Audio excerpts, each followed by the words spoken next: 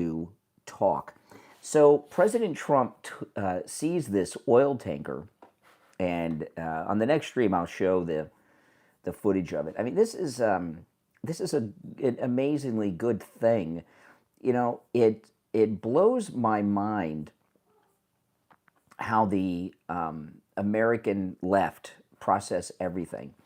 Before they even allow to sink in what President Trump has done, they're automatically against it, right? So let me read. This is in the Gateway Pundit. Trump administration has released the video, which I'll show on the next stream. Trump administration releases video of U.S. seizing Venezuelan oil tanker. The Trump administration on Wednesday released footage of the U.S. seizing a Venezuelan oil tanker. It was reported by Bloomberg that the U.S. Coast Guard, with help from the Navy, seized the oil tanker off the coast of Venezuela. Later Wednesday, President Trump confirmed the report. It was seized for a very good reason, Trump added. And apparently, it was on its way to Cuba. The Trump administration released unclassified footage of the operation.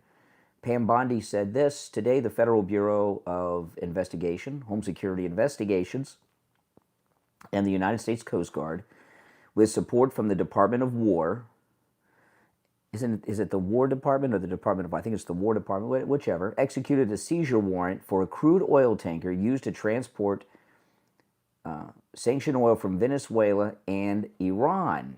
For multiple years, the oil tanker has been sanctioned by the United States due to his involvement in an illicit oil shipping network supporting foreign terrorist organizations, Bondi said.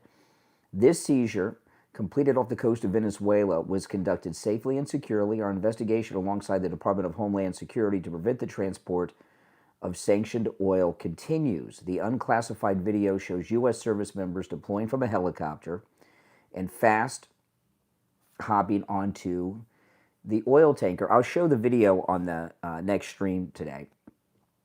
Kash Patel said, today the FBI and our partners executed a seizure warrant for a crude oil tanker off the coast of Venezuela used to transport sanctioned oil from Venezuela to Iran.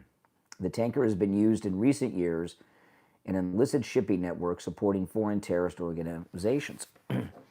So, yeah, I mean, this is it. I mean, you know, people who say America first, this is in the Americas, right? With so many of the problems we have in the United States are because the drug cartels have taken over Latin America.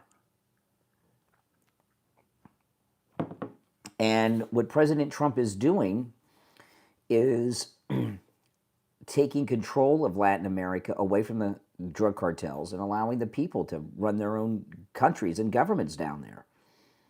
It's a total destabilizing continent for the United States. The whole border crisis and drug crisis we have in this country is because of it. You know, it's the way, and what he's doing. This is, you know, what Trump is doing with Venezuela, with the cartels, is really the first time in a long time with a president using the United States military and all of our federal resources in a way that benefits the United States. Welcome, everyone. If you're new to my channel, make sure that you subscribe. All right, this is where MAGA comes to talk. On the next stream, I'll be in the studio and I'll be taking live calls. I'm going to talk about this in a lot of detail on the morning show today in a little over an hour, but I'm going to lead. Hey, Pepsi. That's my cat, Pepsi. You want to be on YouTube, Pepsi? Come here. Come here, Pepsi. He's not too sure.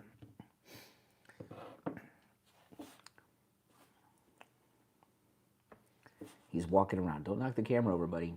All right. Hey, Pepsi, you want to come here? Want to come this way? Let me show you. He's like, what are you doing? This is Pepsi. Hey, Pepsi. All right. There you go. All right. Go find your brother Coca-Cola. I'm going to talk about what's going on with Candace Owens and Erica Kirk and all of that today, because it's crazy. But I'm going to start, what Candace Owens has been saying is insane. And Erica, when you look at the videos that Candace dropped yesterday afternoon, she looks completely crazed, doesn't she? She looks completely crazed. And, what happened with Candace Owens yesterday, she hates Erica Kirk. Okay, she's jealous of Erica Kirk. She wants to be the grieving widow. She thinks she should be the front person for Turning Point USA. There's a lot of jealousy going on. So what Candace did yesterday was this.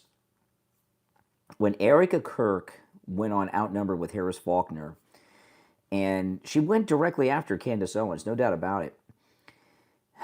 The way, Make America Great Again Today stream, that is correct. The biggest controversy, yes. Make America Great Again Today stream. That's exactly what we are. We want to make America great again today and every day.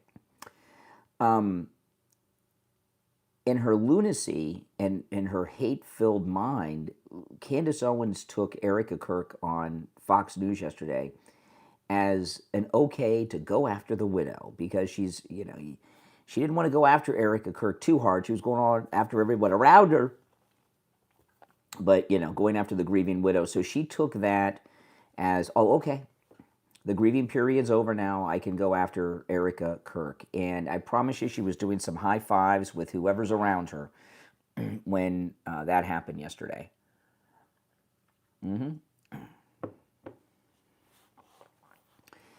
And she went nuts. But here's the thing, okay? While Candace Owens and her conspiracy theories about the assassination of Charlie Kirk are completely insane, I do believe it was a political assassination, that the shooter was a patsy. That doesn't mean that the idiot patsy knows he's a patsy. It was a political hit job by the Never Trumpers to do incredible damage to the MAGA political movement as we're coming into the midterms, and we've got the presidential election after that. And it's been very effective because the MAGA new media influencer network has been in complete chaos. Okay. I didn't realize how important, I knew Charlie Kirk was important to our movement, but I didn't realize how important he was to our movement until after the Never Trumpers assassinated him, and we got to see how involved he was with the president as an advisor, and on top, not just an advisor, a senior advisor on a lot of things, media, cabinet picks, everything, but also Charlie was a big advisor on how to handle campaigns and also getting the youth vote to vote Republican. And we've taken a serious blow because of these deep state operatives, Nick Fuentes, Tucker Carlson, the lunacy of Candace Owens. I would even argue that if Charlie Kirk had not been assassinated, that Marjorie Taylor Greene would still be in the MAGA movement. She'd be running for re-election for another term. The Marjorie Taylor Greene, her breakup with Trump and leaving Congress is all connected. It's all connected. I haven't talked about this in a few weeks, but there's what I call it the Bring Back Bush operation. It started with the assassination of Charlie Kirk, and there's a lot of things in between, and things are still happening all the time, but it's a political operation to damage the MAGA movement, to reduce our turnout in the next couple of election cycles. And they figure if they can win the midterms, which of course the opposition party is always the favorite to win the midterms, and if they can either win the next presidential election or get a non-MAGA president in as the Republican, the MAGA movement will fade away. And Charlie Kirk's assassination was a part of that. Athens, Georgia, welcome. And I do believe that. Now, that's not to say that I buy into anything Candace is saying, because what she's saying is sick and twisted. This was a calculated political assassination of Charlie Kirk, and it's been effective. I mean, I got to be honest here, as I always am. The MAGA movement has been in disarray with Charlie Kirk. Charlie Kirk was the glue keeping these egomaniacs in the new conservative media unified and together, as well as Republicans in government. And without Charlie Kirk, it's been a damaging blow, right? Talking about a man who was assassinated like that, you should be ashamed of yourself. And sadly, Charlie Kirk's not anything right now because the Never Trumpers assassinated him. He's no longer with us. Sad thing. But we've got to be aware of that. And you look at what's going on. Charlie would have had a lot of this. None of these things would be happening if he had lived.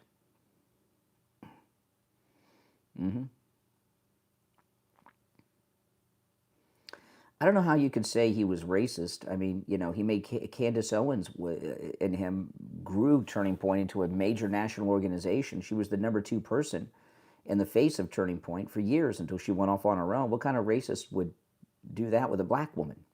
And they were probably a couple, right? Liberals just call everybody a racist they don't like because they're stupid and they have no arguments. That's just what they do. If you're new to my channel, make sure you subscribe, guys.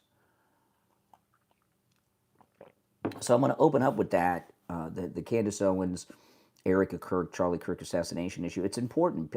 We really need to understand what happened there and the dangers of it. But this lunacy of Candace Owens, she has lost her freaking mind. I mean, she looked. Look at my thumbnail for the morning show today with Candace Owens in it. I mean, that is from a video she posted yesterday. I mean, that she looks nuts because she is nuts, And there's women. There's a lot of jealousy going on with Candace Owens. So much jealousy. She's consumed by it. Her husband's got to be a total fanboy or just another lunatic like her.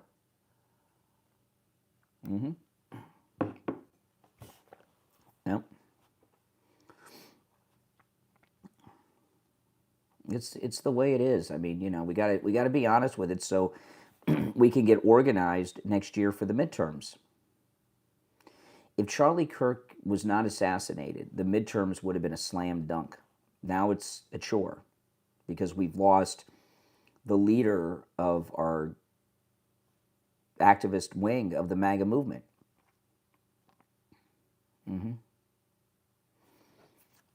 That's it. I mean, President Trump's busy running the world. He's going to run a presidential-like campaign next year, but he's very busy. Look at all he's doing. He's working 18 to 20 hours a day. You people that say these things about Charlie Kirk, I mean, think about what you write. You're sick people. You really are. I mean, you're talking about a man, an American man, who hurt no one, who was brutally assassinated, and hundreds of millions of people saw it in 4K. What's the matter with you? Have some decency, fellow human being. These people are just on the left. They're just terrible people. Just terrible people.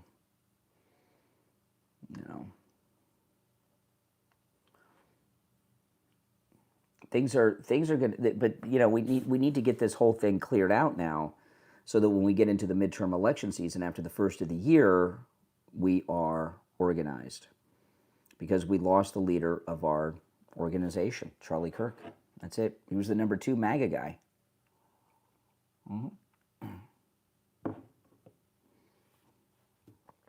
Every problem in the United States is the fault of the left. Anything bad in the United States was brought to you by the left. Absolutely. Throughout our entire nation's history. Slavery, Jim Crow, lynching, all Democrats. Tuskegee experiments, abortion, all Democrats. The slave trade at the southern border, the sex trafficking through the southern border, Democrats, right?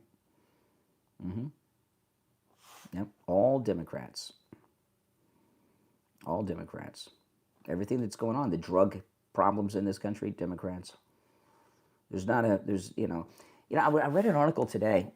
This is crazy. I'm going to cover this on the show too. Let me pull this up. This was nuts. Let me pull this up.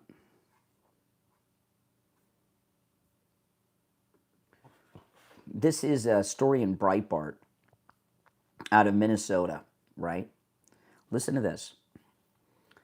This is in Minnesota. In this article, I put this article on my X, Brian Craig Show on X, okay?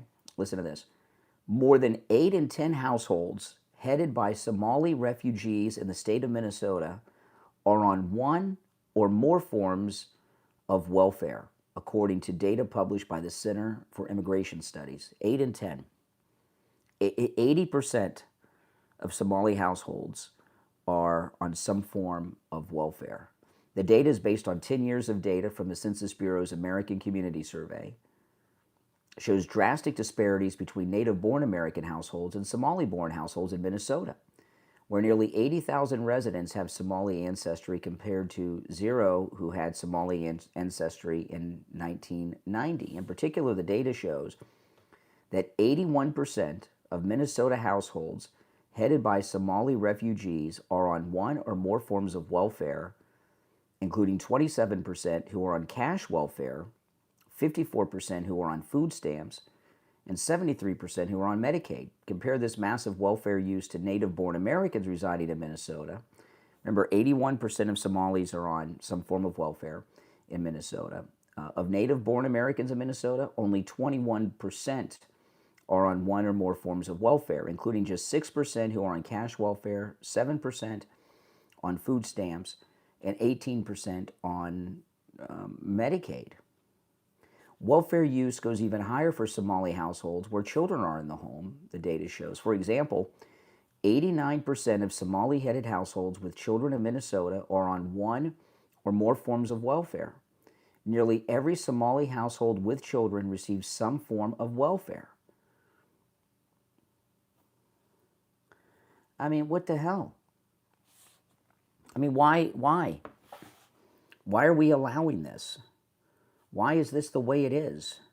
You know, they come over here and they are retired. They are retired.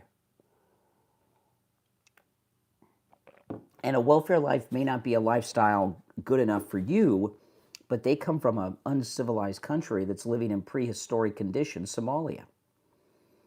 Absolutely, it should not be allowed. I mean, we really got to think. I mean, should the Somali population all be deported back to Somalia?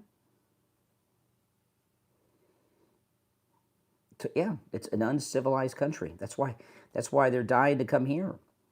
It's an anarchy. It's in prehistoric conditions. They don't have a civilization. They don't have a functioning government. They don't have a functioning utilities system or anything over there in Somalia. It's barbaric. Yeah. No, it's 4:29 a.m. truth. Yeah, they live like people did in prehistoric times. Absolutely. Maybe even, you know, I would say maybe even during the days of the Roman Empire was more civilized because at least there was a functioning government. What are you a bigot against people who live in mobile home communities? I don't understand. A liberal like you should be. I thought you guys were tolerant.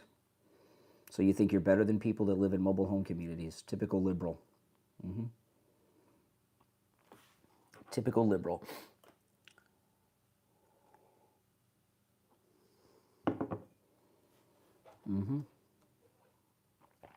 Isn't that nice? And you know how much mobile homes cost? Oh my goodness, 6 figures. Mobile homes cost more than condos and even some houses.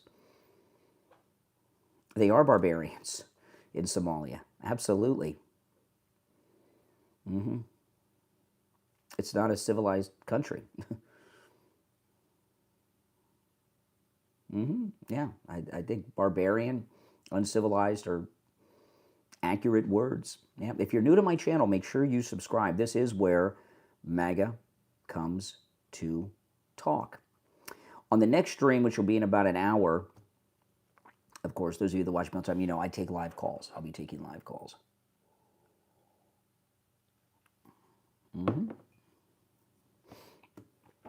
This is my studios behind me where I stream in the mornings on the radio. Barbarians were actually more civilized. Maybe, I don't know. Maybe in some instances. I don't know. But I would say barbarians is pretty much it. And tribal in 2025. Very tribal, which is crazy, isn't it?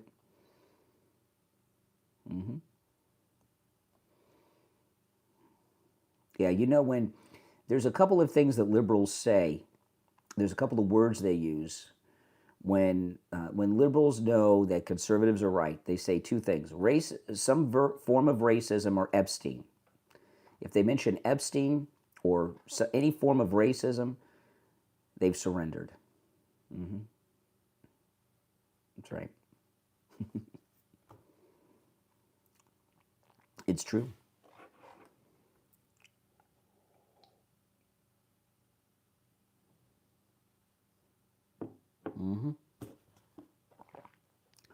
That's right. So the Somali community, I mean, what you know, when you look at the settlers of this country, from the slaves to the Italians, the Irish, the Germans, you can point to contributions all of them have made to our country. What contribution do we get from Somalia?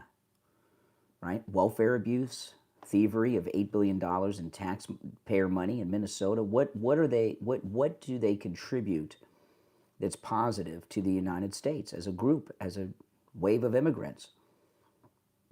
Can you think of anything? Nothing. Nothing. You know,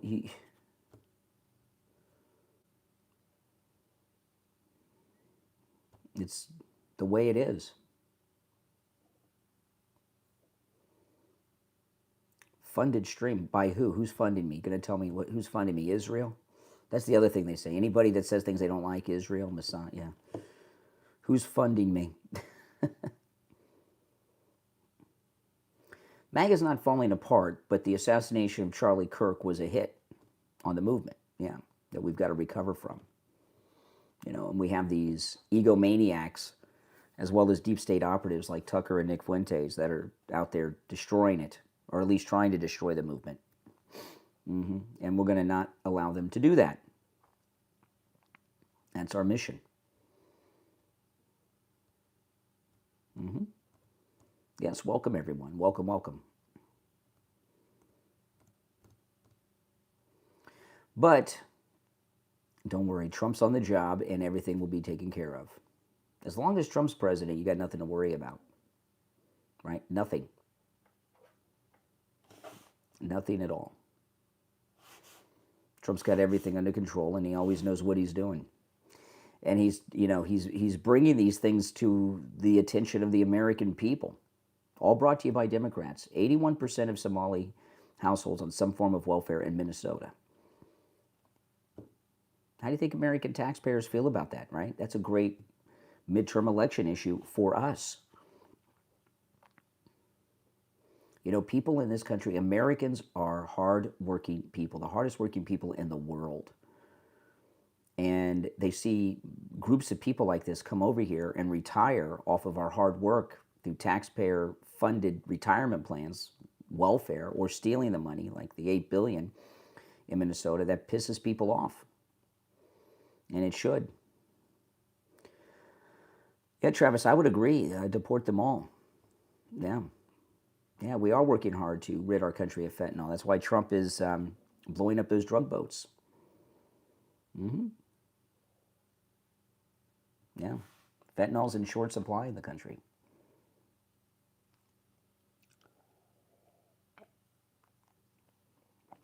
Why do Japanese need to come to the USA? To open up Toyota manufacturing plants, great things like that? Absolutely.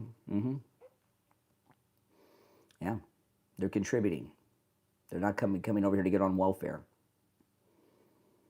Coming over here to build car factories, right? Same with Koreans. Coming over here and building car factories. Mm-hmm. That's a good thing. A very good thing. Mm-hmm. Make sure you guys subscribe if you're new. Now, on my next stream, I'll be in the studio, and I'll be taking live calls. The toll-free number will be pinned in the live chat when I'm doing that, and you guys can call me when I'm on the air. It'll be less than an hour, and share your grievances then. Although I don't know how anyone could have any grievances with anything I'm saying.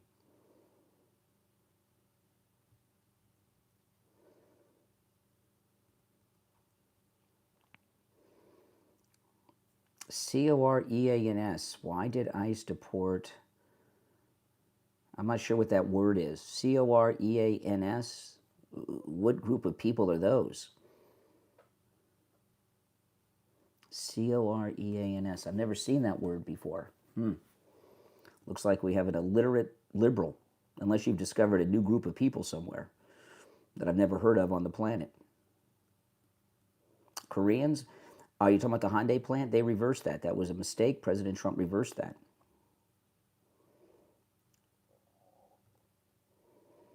You know, when Kia or Hyundai, which is the same company, when they build a factory over here, you need to have their people to show our workers how to run the equipment. That's how that works, guys. That's how it works.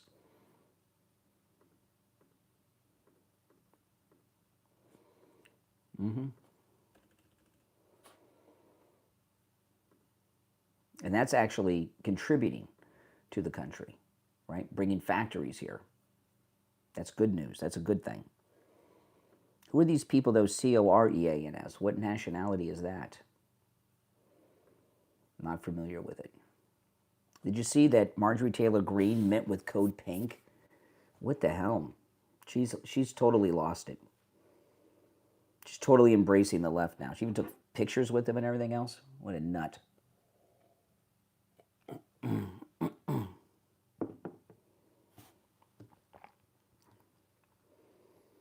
Oh, Jasmine Crockett's a great gift. A great gift.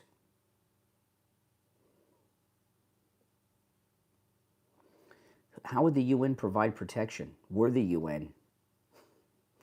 These other UN nations have no militaries. Plus, the Monroe Doctrine has been U.S. policy for over 100 years. When did the Monroe Doctrine go into effect? What year? Let me check. It's been a long time since I studied that. Let's see. 1823.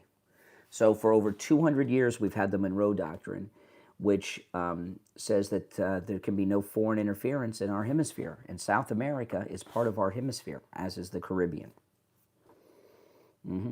The Western Hemisphere. 1820s, yeah. So it's been over 200 years. 1823. That's the policy. You don't want the UN. That violates U.S. policy that's been in place for 202 years.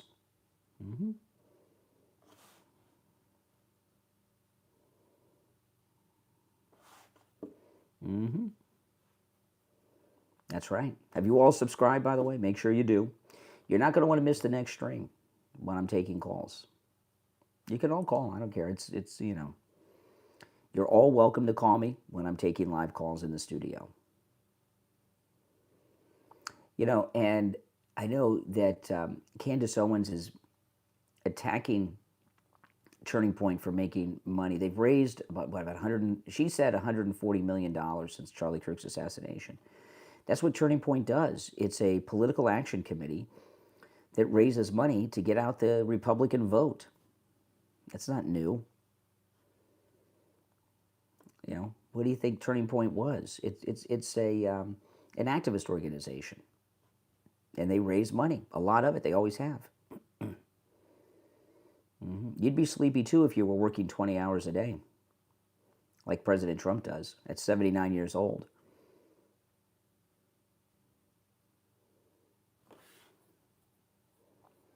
Travis, well, welcome. Found me when I went to Alligator Alcatraz. Well, thank you so much, Travis. Appreciate that.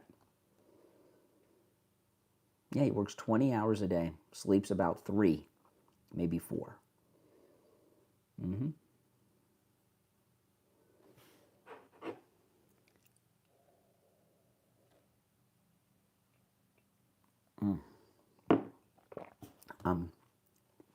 Not completely full of coffee yet, but I will be soon.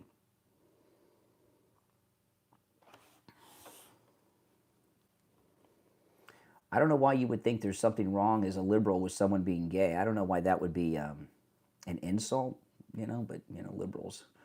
I thought liberals were tolerant when it came to gays. Now they're telling us that there's something wrong with being gay? I don't get that. I don't get that at all.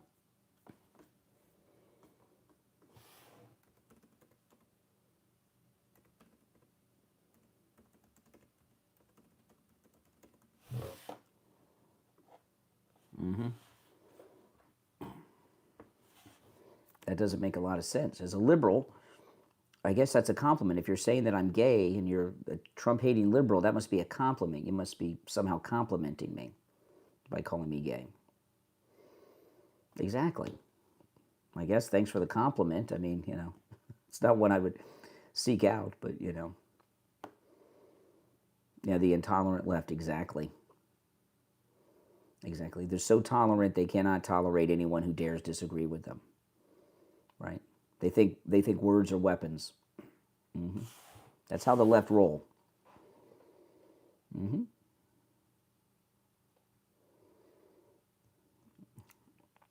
I don't know where the dishonesty is. The MAGA movement's a very honest, transparent movement. Look at President Trump with all these meetings and everything he does live on television for everyone to see in real time. Never been someone so transparent in the White House ever before. Ever, ever, ever. Hey, mate, welcome. Mohammed, welcome. It's amazing. I mean, we've never seen cabinet meetings live, ever. Mm-hmm. Never seen it.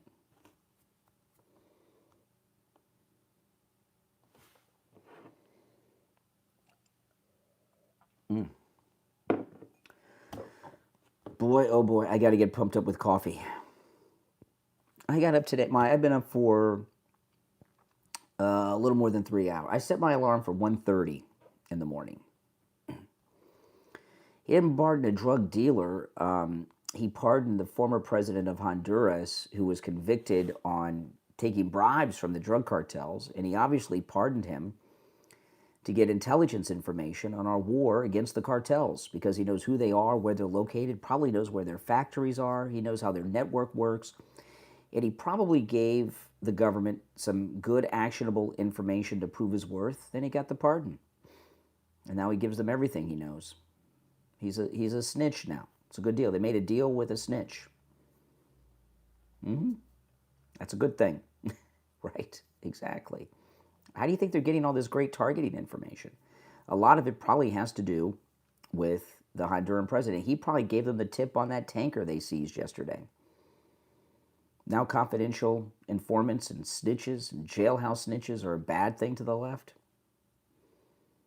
Pardoning the former president of Honduras has probably saved thousands of lives already because his information was used to take out drug boats. Every drug boat saves lives. Every drug boat they take out saves American lives. That's a fact. It's amazing how stupid the left are, isn't it? I mean, they're just completely stupid. All these things are just basic logic. You've lost 8 friends to fentanyl? My goodness, I'm sorry. Yeah, drug addiction is awful. It's awful. Yeah, and let me pull this up. I had this story broke when I was on my podcast yesterday. Let me pull this up.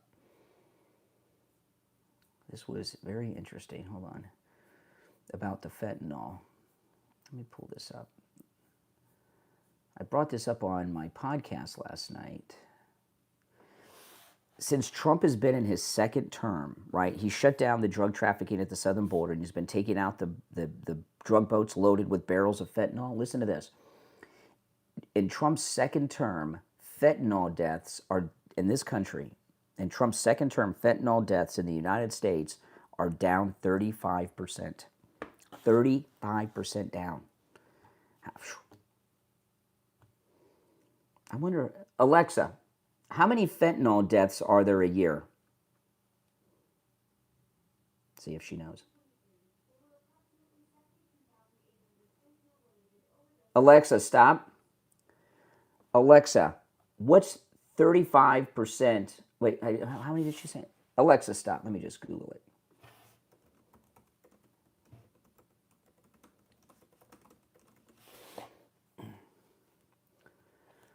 Alexa, what is 35% of 73,000? 35% of 73,000 is 25,550. Wow. So President Trump has saved over 25,000 lives this year alone from stopping the fentanyl trafficking that he stopped. That's amazing. 25,000 lives he saved. American lives. How could you be against that? How could you be against that? These are things, I keep telling you, these are things that are universally good. The drug cartels kill more Americans than all the wars and terrorism combined against this country. That's amazing. And where's that being reported? Right here. That's it. If you're new to my channel, make sure you subscribe. This is where MAGA comes to talk. Now, the next stream, I will be in the studio. I'll be taking your calls. If you think I'm delusional, you take issue with what I say, you think I'm lying, whatever, you'll be able to call me, and the number's toll free. I have, this new voice they have on Alexa, I don't like. I like the classic voice. I've got one in every room, so I never know which one's going to answer. The DEA reported that yesterday, Keith. That's right. Trump has saved 25,000 lives from fentanyl overdose this year alone. It's amazing. Absolutely amazing.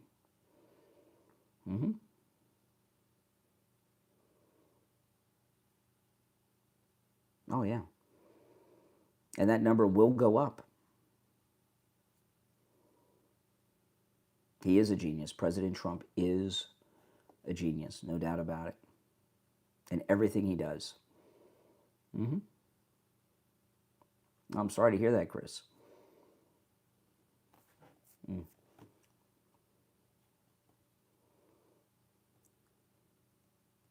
Well, listen, guys, I'm going to take off. I'm going to go get my coffee. I'll be back in a little bit.